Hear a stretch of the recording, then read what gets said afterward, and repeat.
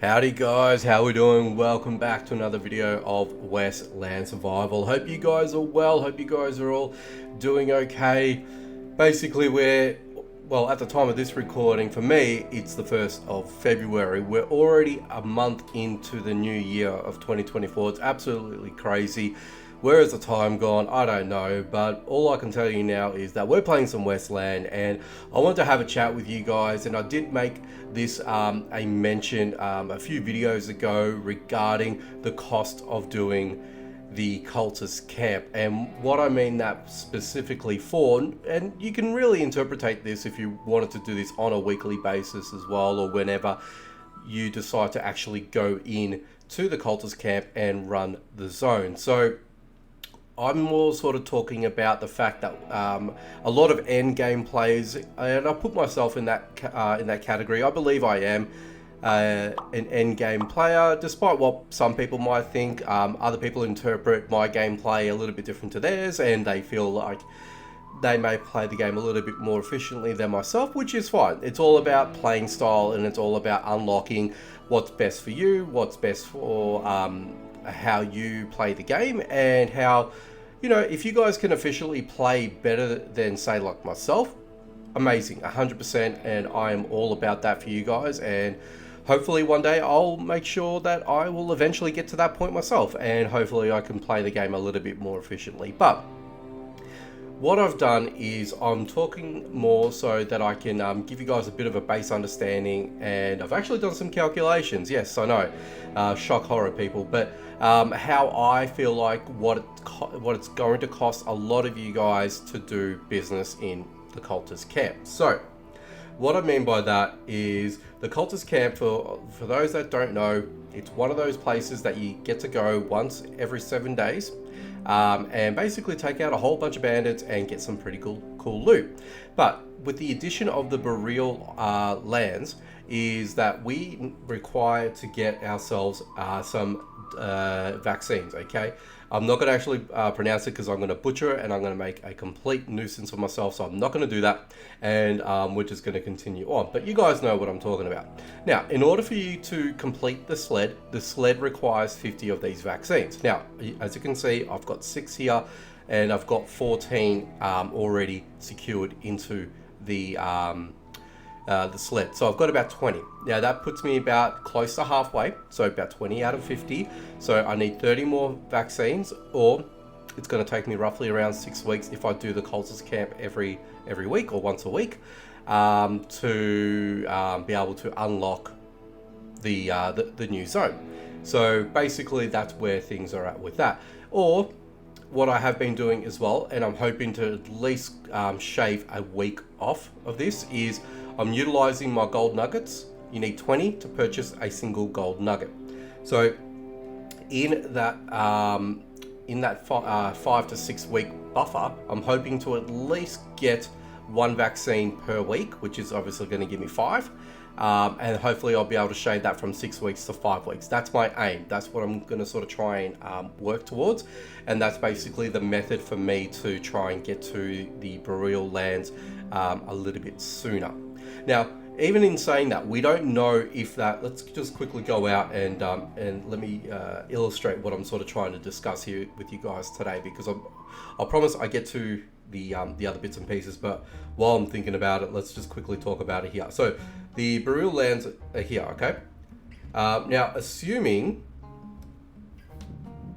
as I can see here, once we finish up the sled, it's going to lead us from over here in the where the workers camp is, and we've got the trail over here to head over to, it'll be this zone here, as I'm sort of squiggling on my with my finger there.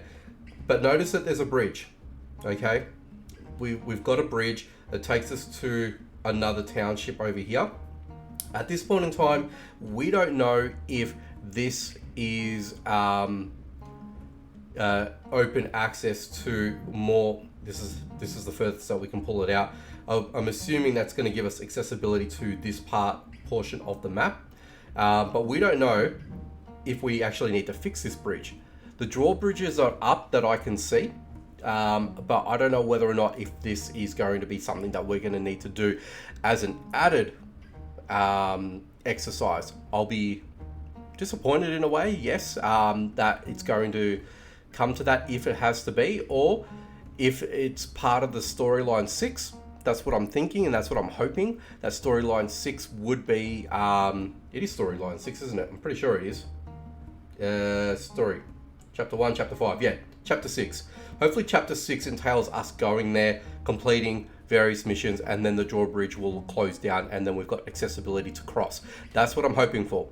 But I'm hoping that we don't have to do a full-blown mission to rebuild the bridge. And if we do, I'm hoping it's not that much in terms of material expenses. That's what I'm hoping for, but we'll see. We'll see how that sort of plays out. But anyway, that's what I'm thinking. Anyway, enough about that. That's basically what I sort of wanted to quickly sidestep and sort of discuss that with you guys while I've got you watching me at the moment. So yeah, basically, what, as I mentioned, once we get to 50, should be able to go over there, and then we're going to see what is going to be made available to us and see where things kick off from thereafter. But like I said, I'm suspecting it's going to be chapter 6, and chapter 6 should lead on from there, kick on throughout the progression of the game. Now, aside from that, we're going to have to get there. So how are we going to get there? We're going to need to complete the sled. How are we going to complete the sled? Find all the resources. There's a lot of easy resources from little to extreme, and the extreme for me is going to be the vaccines. Okay. Now, as I said before, Cultist camp, that's the only location that we're able to find these in quantity. So you're going to get 5 per visit when you go down there once a week. And as I mentioned before, you get the single ones which can be found at the deep water, and I believe it's One-Eyed Jack that you need to go over, spend 20 nuggets, and then you get a singular vaccine. So that's what I'm hoping for, to try and get to the Boreal lands a little bit sooner. Now, as you can see, I've got a whole bunch of, excluding the SW2, so I just wanted to sort of point that out, and the curative ointment. But as you can see, in my inventory sake, this is what I would typically bring with me per run, obviously excluding the vaccines, to go and take out all the enemies in the Cultist camp. Okay, so I've got a full set of gunfighter armor, and then I've got a full set of sheriff armor, which I would try and specifically utilize for boss fights. Okay, so there's 3 boss fights. You got to take down the drawbridge, so you got to go from right to left, or from left to right, whichever way you want to do it. Take out each boss, and that's basically why I would use the sheriff's outfit. Now, you don't necessarily need the sheriff's outfit. I have done it 1 or 2 times over with gunfighter, and we'll get into that a little bit later. But typically, that's what I would be using if you want to stay on the safer side. And then the weaponry, basically, I've been running the Winchester, the Schofield, and then the trench gun as weapons of choice for me. And these are the damage, durability, armor pen, as you can see, and as you can see in this one here as well. That's what I've typically been using to take out pretty much all of my enemies, including the bosses. And then we've got the my preferred version of buffs. What I've been using, basically the mosquito protection. I normally utilize this as a base if I've got the materials to make the said spice coffee, in order for me to go in there without having to use something like the repellent torch. And look, the last time I went there, which was at the time of this recording, the day before, I ended up using the repellent torch, and I can definitely say that you can utilize the repellent torch even before engaging in boss fights as well, especially the one in the forest is the most painful one in my opinion, and I feel like a lot of other players have expressed the same in terms of difficulty level. So you can do that before triggering the boss. You just got to crouch around and go around the edges, and you guys should be sweet. And I just wanted to point that out too. And of course, you've got the heals, which you've got the ointment of rejuvenation.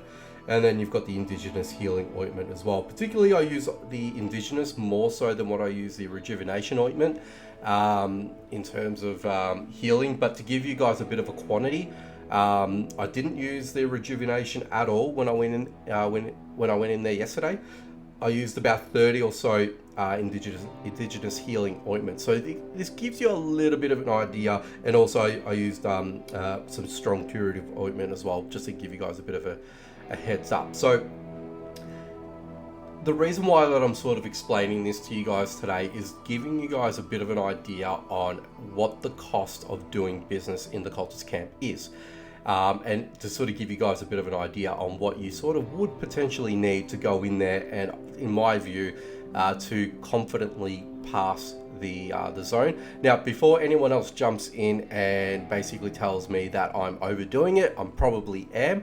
And this is where those comments have come in the past where people feel that I'm not playing the game to the best of, I guess, my abilities or the most efficient approach of doing it, because I'm sure you can definitely go through the Cultist camp using possibly less resources in doing it. But I'm basically giving you what I would use, and this might interpret to a lot of people in terms of worst case scenario. So that's how I'm going to sort of pitch it to you guys, so at least this way you guys can get a bit of an idea and what type of level of commitment that you need to do in order for you to continue on. Okay, so let's start with worst case scenario. Okay, so I want to go over to my armor workstation just to give you guys a bit of an idea. Okay, so let's go in here.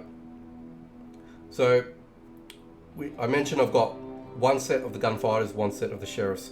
Now these are the level of material that you need to craft these bad boys, and everyone's is going to be different because it depends on how many tubes that you've opened, which will determine and fluctuate the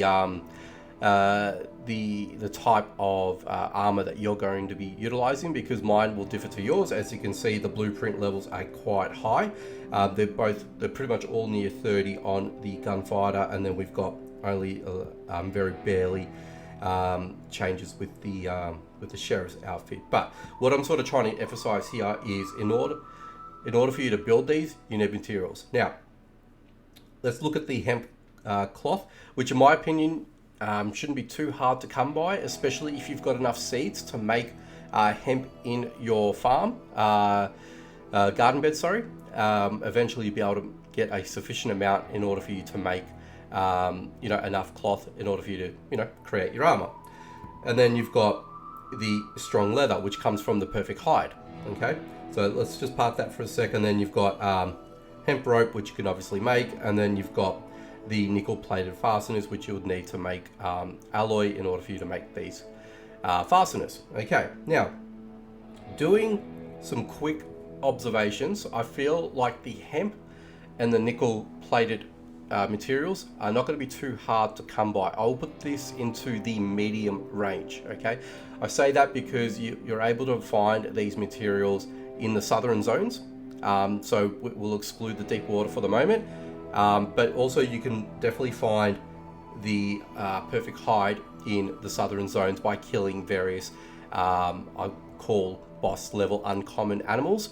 You see them when you're in there, so you know what they look like in terms on the map indicator. Now I will put the strong leather into the medium hard category, because you can obviously find more when you go into the deep water area. Because there will be a lot more animals for you to kill in turn to get more hide that way. Now, as you can see, you've got 4 requirements for leather here, 6, which makes 10, which makes 15 for the pants, and then which makes 18 for the gunfighters. Now, I did a quick calculation. You need 3 perfect hides to make 1 strong leather. Okay. So it's going to take you about a total of 54 pieces in order of raw hide in order for you to craft or have the ability to craft enough to make a full outfit, just to give you guys that idea. And if you were to do the same for the sheriff's outfit, you're going to need 24 pieces all up of strong leather, and that's going to equate to about 72 pieces of raw hide in order for you to create the sheriff's outfit. Now the sheriff's outfit's a little bit different. You're obviously going to need a little bit more materials as well, so you do need some steel fasteners, as you can see there, and you're obviously going to need to make fabric roll as opposed to the the hemp cloth. to give you guys that idea there. And then obviously there's a little bit of an increase with nickel and the hemp rope. So why am I explaining this in the first place? So basically I'm giving you the worst case scenario in order for you to go over to the cultist camp and make and actually have this level of armor as part of your equipment in your arsenal before you even step foot in that place, just to give you an idea. Now, as I said before, you don't need to make all of this, okay? You can make potentially lesser value items, or even you can go back a tier to tier 4. Is it recommended? Depends on you guys. This comes down to how you guys are set up and you're positioned in the game. Now, everyone is not at the same level as I am. I'm not at the same level as everyone else. There'll be tons of players out there that are far better off than what I am, okay? That may not even see this as an issue. Other people may see this as an issue, as very close to me, or possibly to the point of extreme and I can't do the cultist camp, which is totally understandable. Now, you've got the gunfighter outfit, which is all predominantly tier 4, so you'll find that you just need tier 4 resources in order for you to make that. Again, subject to how much you've actually upgraded all of those items of clothing. That will sort of obviously predetermine if you guys are going to be able to craft it, or how much durability defense it's going to be until you guys craft it. So just to sort of give you guys a bit of a backlog of information there. And that's just covering your clothing. That's basically what you're looking at there. Now let's do something a little bit different, just to give you guys a bit of an impression, as you've just noticed there. Now, if you go to repair, let's say we repair this. It's going to take you three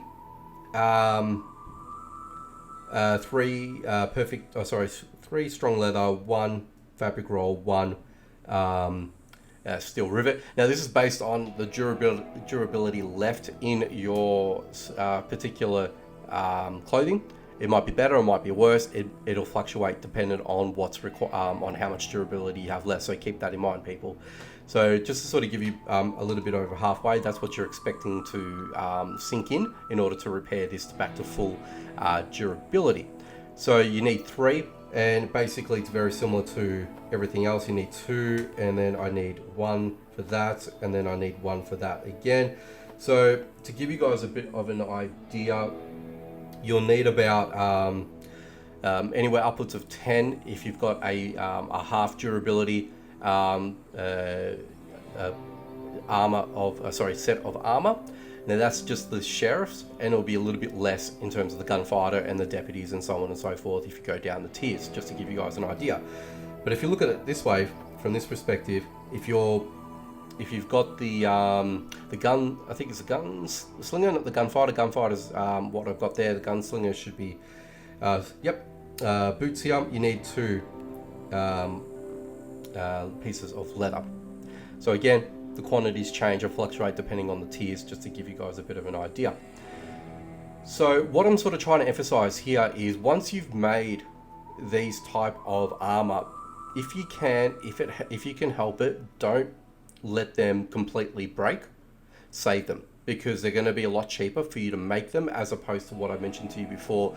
If you were to make brand new sets each and every time, you're going to sink in a lot of time and effort and resources and energy to actually kill those animals, get those resources, farm those cloth or hemp seeds and hemp themselves and all that sort of stuff, and obviously mine for chromite in order to make the fasteners and so on and so forth. So try to repair your broken clothing, which is one thing, and that way that will save you a little bit off the top end, basically. So that's what I'm sort of trying to sort of give you guys a bit of I guess guidance in a way, in order for you to try and make it in the cultist camp. And then we talk about weaponry. So that will cost a hell of a lot more in order for you to actually make one of these bad boys. But in terms of repairing, it's nearly dead, as you can see. And if I look at this strategically, I think that's half of the quantity that's required if you were to make it as a brand new weapon. So you need 8 parts, still the same amount of fasteners, less ingot and less cypress board. So to sort of give you guys a bit of an idea, that's what you're sort of looking at there. And then we come down to the healing side of things. You're going to need a farm. You're going to need a farm for the healing herbs. You're going to need a farm hide if you're going to go down that way. Tier 1 level hide in order for you to make the thin leather to make yourself the water canteen to fill them up. And then you got to do two things. One, you got to make the herbal infusions. Then two, you got to make alcohol. And then three, then you craft everything together. So you can see how much time and effort it takes in order for you to make everything, in order for you to go to do one visit, to go over to the cultist camp, clear it successfully, of course. If you die, you die. You get to go back in because it lasts for 7 days, so you can make periodic trips, okay? If you want to take it that slow, you've got 7 days to do it in before it resets, so that's why you don't have to do it all in the one instance. For me, in the trips that I've done it within the one trip instance, and I've been able to do it within about 30 or so minutes, give or take. So that's basically 10 per part of the zone, if that makes sense, to sort of give you guys a bit of an idea.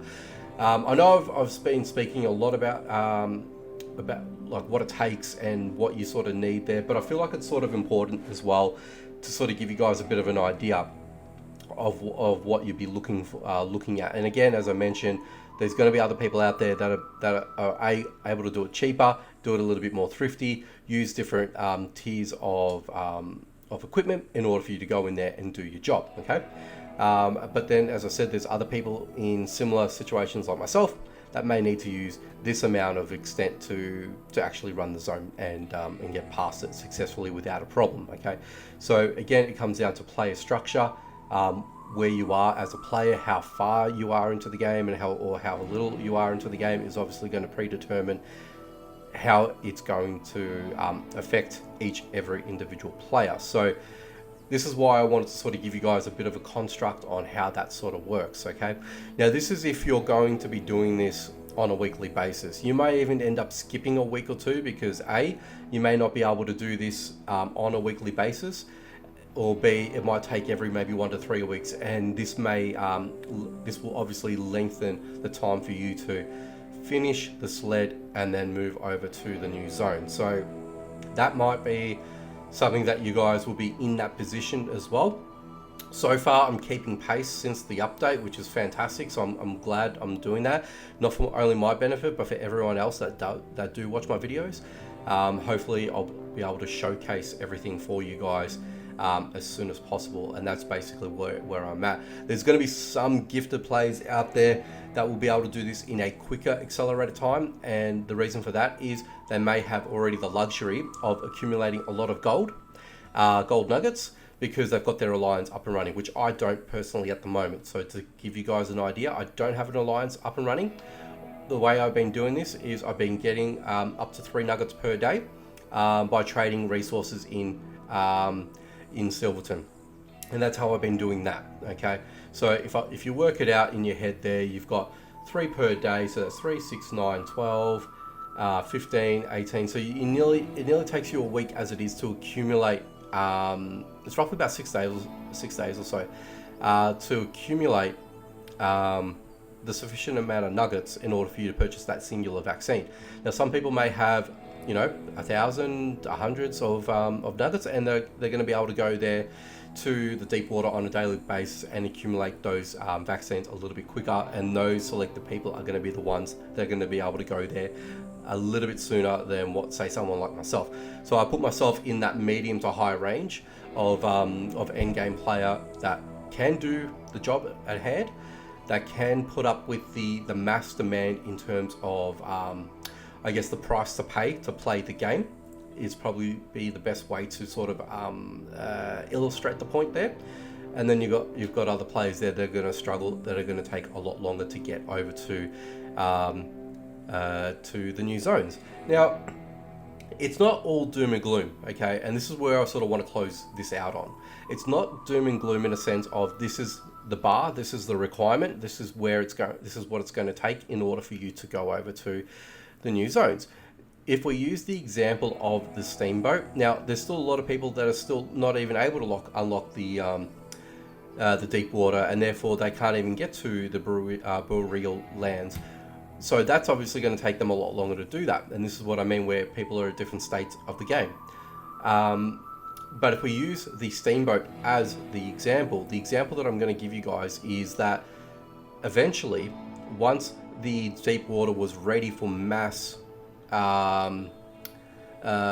use, from a player perspective, the developers eventually allowed more purchases of the steamboat parts, I believe it was, in order for you to accelerate the uptake and for you to complete the steamboat in order for you to travel to the deep water to unlock the deep water.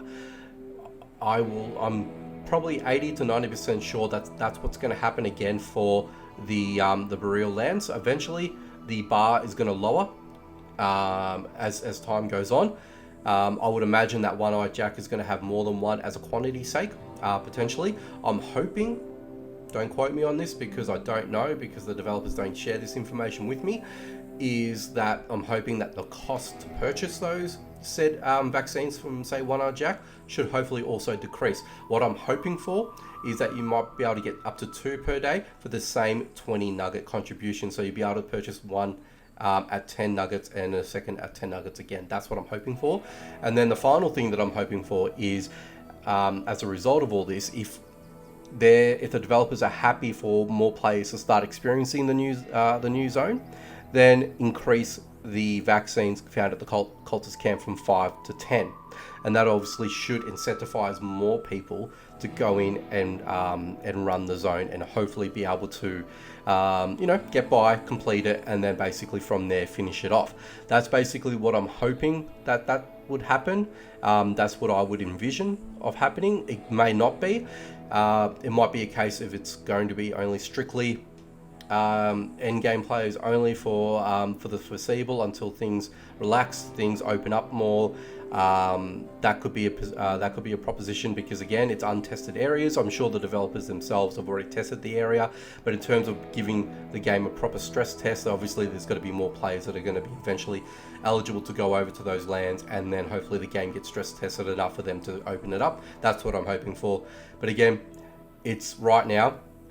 In order for players to get there sooner, you're paying the price at a higher rate in order for you to have that privilege to be one of the first people to go over to the new zones. So that's what I'm sort of trying to explain to everyone here today. And I know it's taken a lot of time, and I can't believe I've spent nearly 30 minutes of actually constantly talking, because yeah, and staying on topic as well at the same time for the most part. But yeah, hopefully you guys have been, I guess, given a better insight as to what it is and what the costs involved in doing this.